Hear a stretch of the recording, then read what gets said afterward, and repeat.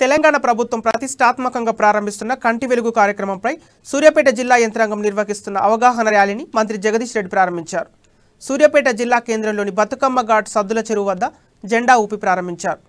ఈ కార్యక్రమంలో జిల్లా collector Patil Hemant Keshav, DMHO Kotachalam, municipal chairman Perumallu, Annapurna, Asha వర్కర్లు, మున్సిపల్ మహిళలు, సిబ్బంది పాల్గొన్నారు.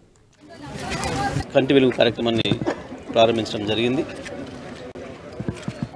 వాస్తవానికి కంటి చూపు అన్నిటికంటే చాలా ప్రధానమైన విషయమైనప్పటికీ చాలామంది దాని విషయంలోనే ఎక్కువ నిర్లక్ష్యం వహిస్తుంటారు.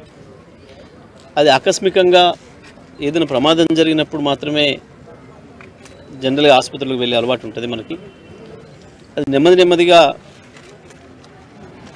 కంటి చూపు మందగించే సందర్భం కావచ్చు, ఇతర అనారోగ్య సమస్యలకు సంబంధించి కావచ్చు, కొంత నిర్లక్ష్యం కనబడుతుంటుంది. తెలిసి కూడా అతి ముఖ్యమైన విషయం అని తెలిసి కూడా దాన్ని వేస్తూ ఉంటారు ఆసుపత్రులకు వెళ్ళడానికి, చికిత్స చేయించడానికి, డాక్టర్ చూపించుకోవడానికి.